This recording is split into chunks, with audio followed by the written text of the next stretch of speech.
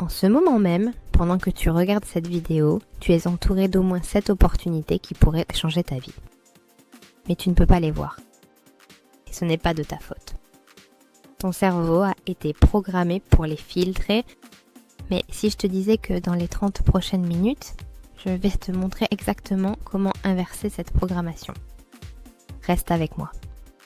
Parce que ce que tu es sur le point d'apprendre n'est pas enseigné à l'école, ne se trouve pas dans les livres de développement personnel, et la plupart des gens passeront leur vie entière sans le découvrir. Introduction, voici quelque chose que personne ne te dit. Les gens qui réussissent n'ont pas plus d'opportunités que toi. Ils en voient simplement plus. Et les voir, c'est une compétence. Une compétence qui peut s'entraîner, se développer, se pratiquer. Réfléchis à ça. Tu as déjà appris un nouveau mot et soudain tu l'entends partout. Ou décidé d'acheter une voiture spécifique et maintenant tu vois ce modèle exact dans toutes les rues Livogo. Ce n'est pas une coïncidence. C'est ton système d'activation réticulaire au travail, un filtre puissant qui détermine ce que tu remarques et ce que tu ignores. Et voici le problème. Le cerveau de la plupart des gens est entraîné à filtrer les opportunités. Ils passent à côté de rencontres fortuites qui pourraient mener à des emplois de rêve. Ils rejettent des idées qui pourraient devenir des entreprises à millions. Ils ignorent des conversations qui pourraient déclencher des relations qui changeront la vie. Pas parce qu'ils sont paresseux ou peu ambitieux, mais parce que leurs filtres mentaux sont réglés sur la mauvaise fréquence. Je sais ça parce que j'étais l'une de ces personnes. Il y a 5 ans, je travaillais dans un emploi que je détestais, vivant de salaire en salaire, regardant les autres réussir pendant que je me sentais coincée. Je me racontais des histoires. Oh, ils ont de la chance. Ils ont des relations. Ils sont nés dedans. Tous des mensonges. La vérité était plus simple et plus douloureuse. J'étais aveugle. Mais ensuite, quelque chose a changé. J'ai découvert le cadre que je suis sur le point de partager avec toi. Et en 18 mois, tout a changé. Nouvelle carrière. Nouveau réseau. Nouvelle vie. Pas parce que le monde a changé, mais parce que j'ai entraîné mon esprit à voir ce qui était toujours là. Alors voici ma promesse. À la fin de cette vidéo, tu comprendras exactement pourquoi tu as manqué des opportunités. Tu connaîtras le système en 5 étapes pour réentraîner ta perception. Et tu auras des exercices pratiques que tu peux mettre en œuvre aujourd'hui, maintenant, pour commencer à avoir des possibilités partout où tu regardes. Mais tout le reste jusqu'à la fin.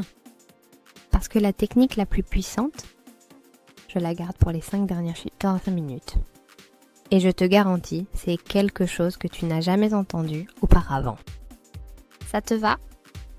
Alors plongeons dedans. Laisse-moi commencer par une histoire qui te semblera probablement familière. Il y avait un gars nommé Marcus, intelligent, travailleur, talentueux. Chaque dimanche au soir, il s'asseyait sur son canapé et faisait défiler les réseaux sociaux, regardant ses anciens camarades de classe annoncer des promotions, lancer des startups, voyager dans le monde.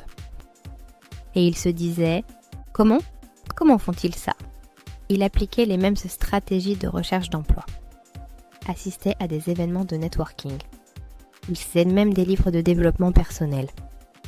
Mais rien ne cliquait. C'était comme si tout le monde avait accès à une carte secrète et lui errait dans le noir. Voici ce que Marcus ne réalisait pas. Les opportunités étaient là. Il passait à côté qu'au jour. La collègue qui mentionnait que l'entreprise de son mari embauchait, Marcus hochait poliment la tête et changeait de sujet. Le propriétaire d'entreprise locale qui se plaignait d'avoir besoin d'aide avec les réseaux sociaux, Marcus compatissait et n'offrait jamais ses compétences. La communauté en ligne discutant de problèmes dans son ton pas net. Marcus observait mais ne s'engageait jamais. Opportunité après opportunité. Invisible. C'est ce que j'appelle la cécité aux opportunités. Et c'est une épidémie. Tu vois, ton cerveau reçoit environ 11 millions d'informations chaque seconde. 11 millions. Mais ton esprit conscient ne peut en traiter qu'environ 40. Ça signifie que ton cerveau doit filtrer à 15% de la réalité. Et qu'est-ce qu'il garde ? Qu'est-ce qu'il te montre ? tout ce qu'il pense être pertinent en fonction de tes expériences passées, croyances, peurs et attentes.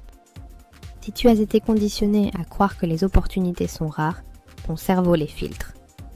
Si on t'a appris que le succès nécessite des relations que tu n'as pas, ton cerveau ne te montrera pas les connexions qui se forment juste devant toi.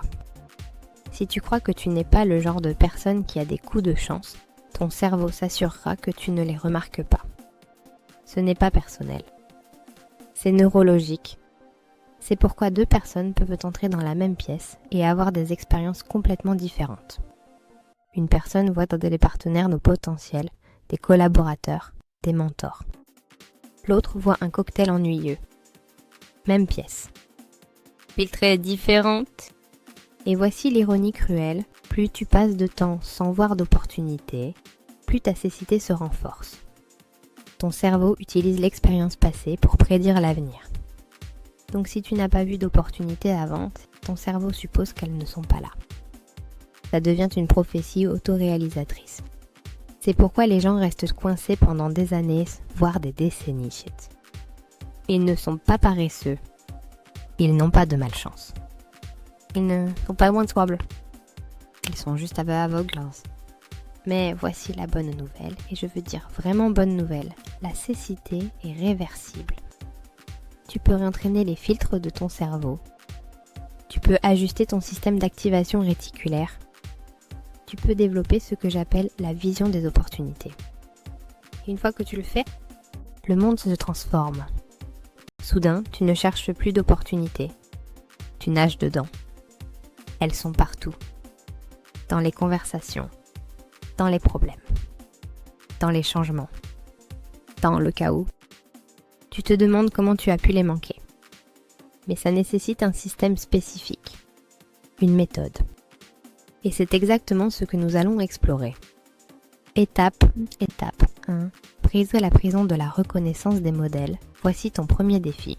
Ton cerveau est une machine de reconnaissance de modèles. Et c'est généralement utile. Les modèles te gardent en sécurité. Ils rendent la vie efficace. Tu n'as pas à réapprendre comment te brosser les dents chaque matin.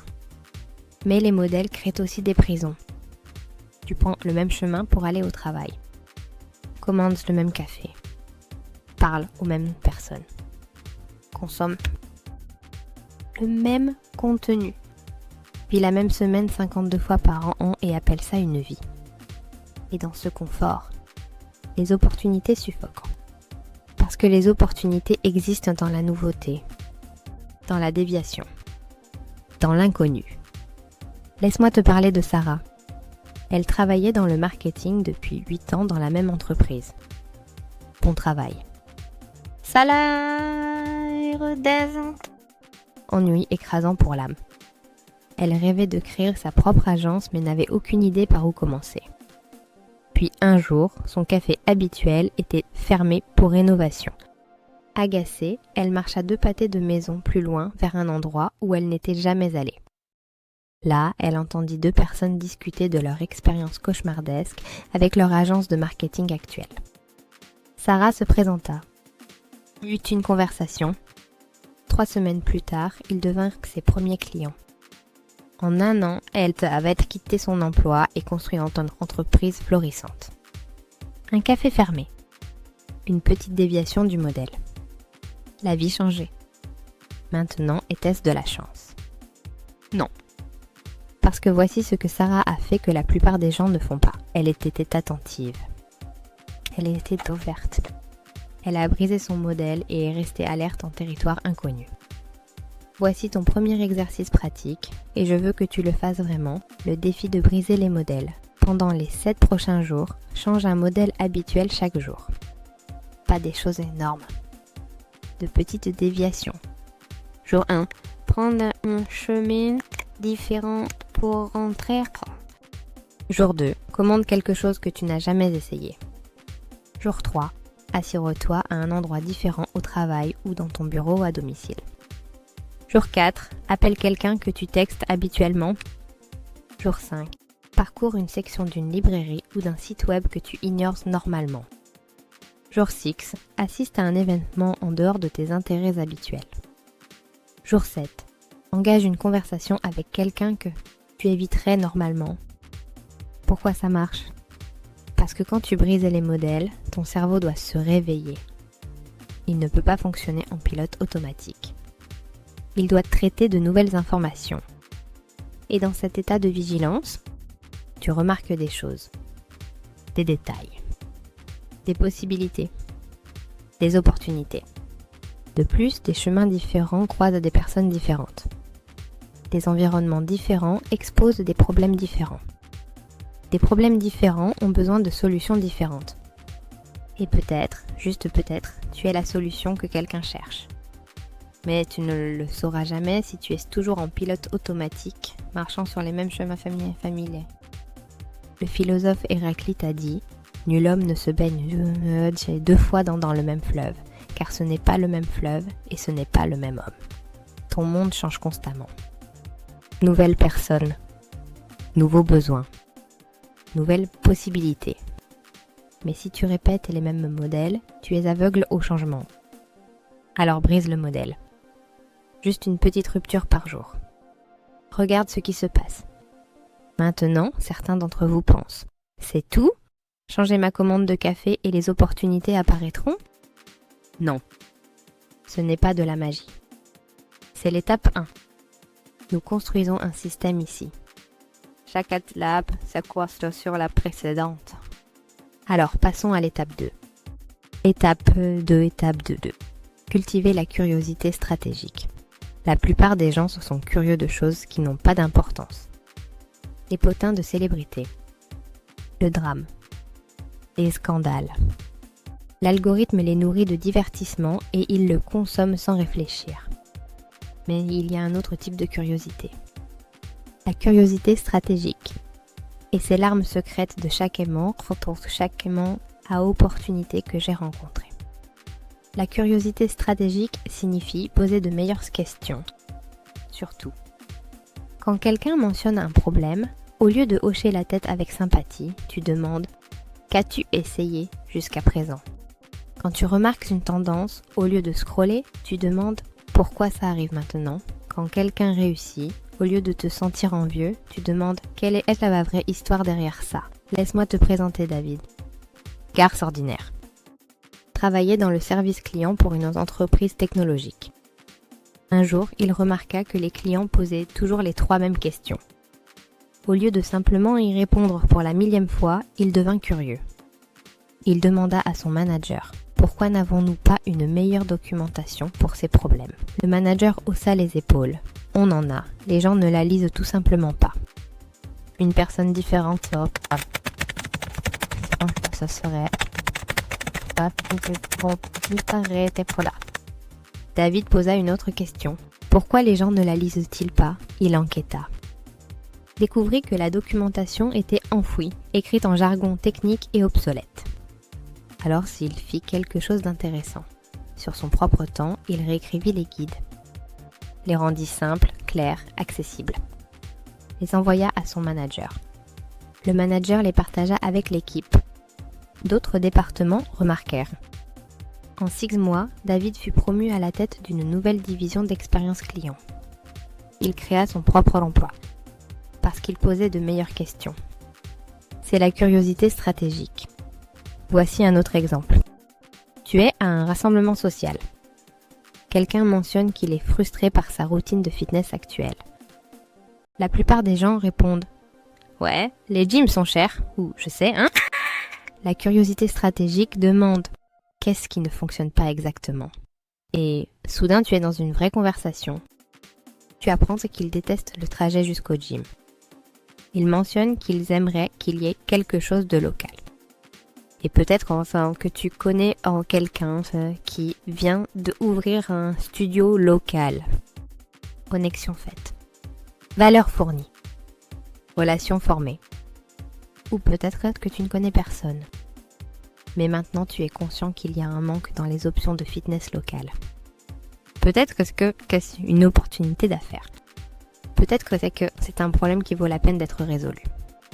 Tu vois comment ça marche ? Voici ton deuxième exercice. Le journal de curiosité. Pendant les 2 prochaines semaines, porte un petit carnet ou utilise ton téléphone. Chaque fois que tu remarques quelque chose, un problème, une plainte, une frustration, une tendance, un succès inhabituel, écris-le et pose trois questions.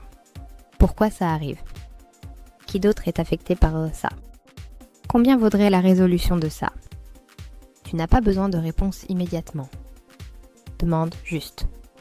Entraîne ton cerveau à regarder plus profondément.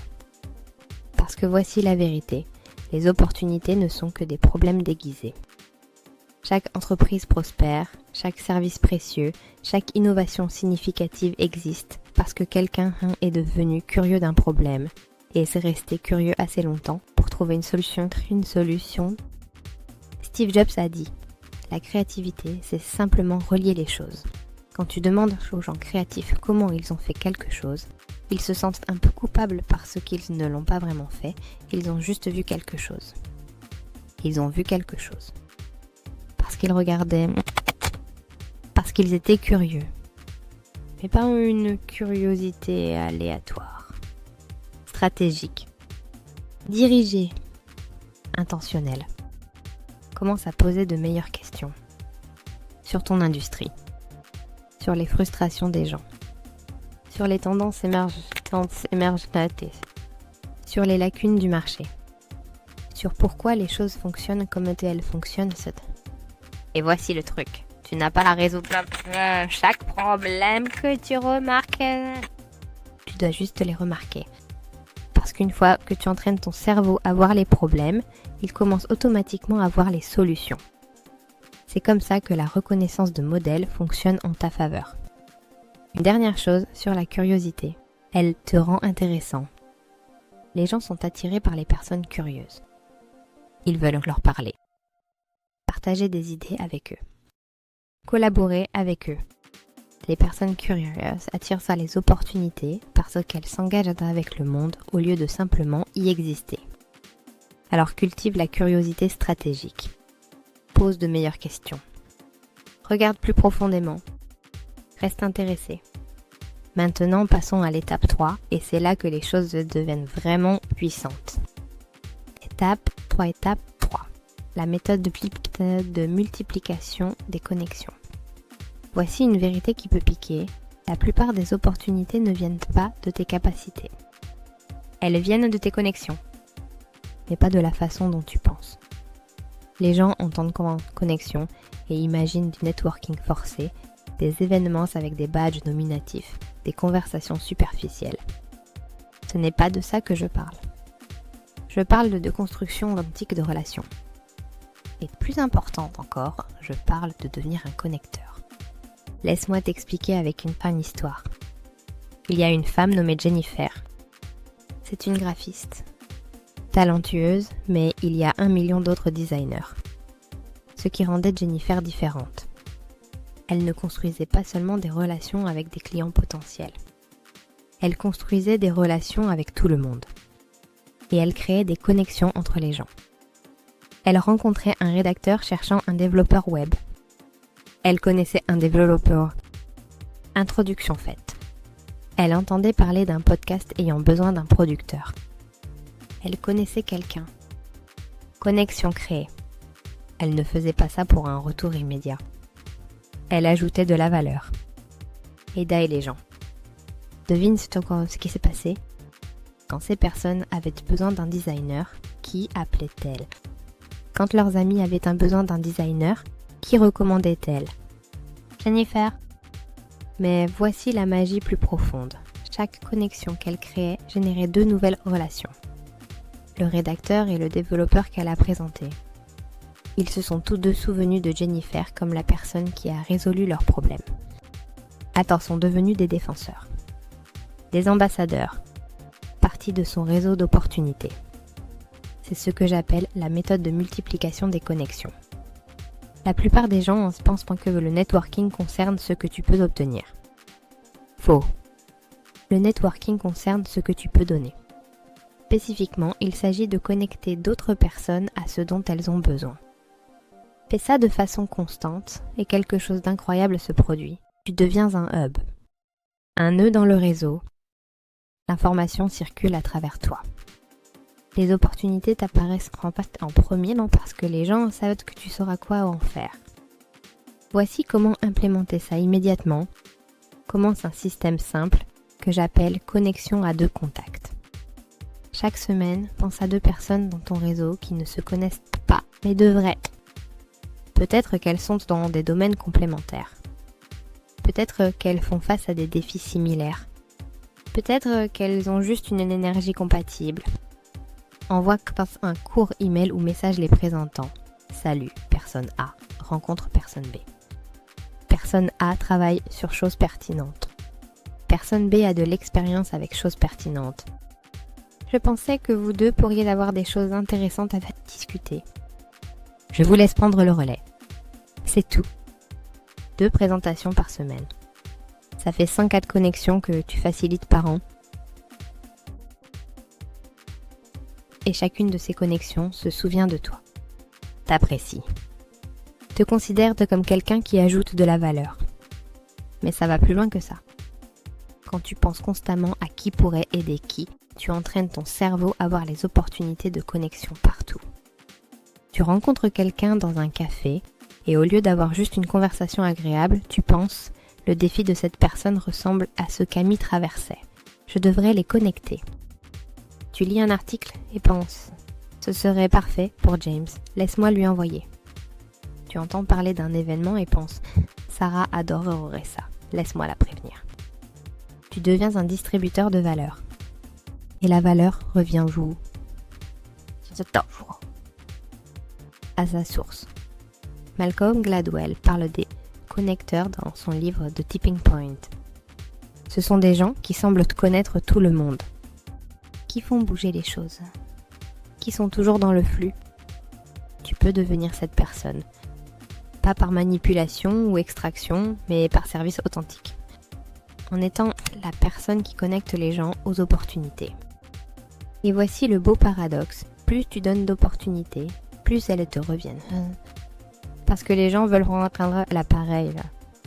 Ils veulent aider quelqu'un qui a aidé les autres. C'est la nature humaine. De plus, quand tu es connu comme un connecteur, les gens viennent à toi en premier. Connais-tu quelqu'un qui devient une question courante dans ta vie? Et chaque fois que quelqu'un demande ça, tu as une instruction d'ajouter de la valeur, de renforcer une relation ou de découvrir une opportunité toi-même. Ton 3e exercice, la matrice de connexion. Liste de personnes dans ton état. À côté de chaque nom, écris sur quoi elles travaillent, ce dont elles ont besoin ou ce dans quoi elles sont bonnes. Maintenant, cherche les chevauchements. Qui pourrait t'aider qui résout un problème que quelqu'un d'autre a. Qui cherche ce que quelqu'un d'autre offre. Commence à faire des présentations. 1 ou 2 cette semaine. Regarde ce qui se passe. Tu seras étonné de voir à quelle vitesse tu deviens connu comme quelqu'un qui fait bouger les choses. Et les opportunités, elles commenceront à affluer vers toi parce que tu t'es positionné à l'intersection de l'échange de valeurs. Maintenant, passons à la 4e étape, et celle-ci est fascinante parce qu'elle est enracinée dans les neurosciences. Étape 4. Entraîner ton système d'activation réticulaire. Tu te souviens au début quand j'ai mentionné que ton cerveau filtre 96% de la réalité? Parlons de comment contrôler ce filtre. Il y a une partie de ton cerveau appelée le système d'activation réticulaire, ou SAR. Pense à lui comme le videur au club de ta conscience. Il décide ce qui entre et ce qui est rejeté. Et voici la partie incroyable, tu peux le programmer. Tu as déjà fixé un objectif, l'as écrit, et soudain commencé à remarquer des ressources, des personnes et des opportunités liées à cet objectif. C'est ton SAR au travail. Tu l'as programmé en concentrant ton attention. Le problème, c'est que la plupart des gens programment leur SAR inconsciemment. Par l'inquiétude, par des pensées négatives répétées, par des croyances limitantes. Donc leur SR leur montre des preuves de pourquoi les choses ne marcheront pas, au lieu d'opportunités pour comment elles pourraient marcher. Mais tu peux faire ça intentionnellement. Voici la technique. Chaque matin, avant de vérifier ton téléphone, avant de faire quoi que ce soit d'autre, passe 3 minutes à visualiser les opportunités spécifiques que tu veux voir. Pas des souhaits vagues comme « je veux réussir », des scénarios spécifiques. Je veux remarquer des conversations où les gens mentionnent avoir besoin de ta compétence. Je veux reconnaître les industries qui grandissent et qui pourraient utiliser mon expertise. Je veux voir des problèmes que je suis uniquement qualifié pour résoudre. Écris-les. Lis-les chaque matin. Visualise-les. Ressens ce que ce serait de rencontrer ces opportunités. Pourquoi ça marche ? Parce que ton cerveau priorise tout ce que tu lui dis être important. Quand tu le programmes consciemment chaque matin, tu changes littéralement ce que ton cerveau filtre comme pertinent tout au long de la journée. Laisse-moi te donner un exemple réel. Un gars nommé Tom voulait passer du marketing d'entreprise au conseil freelance.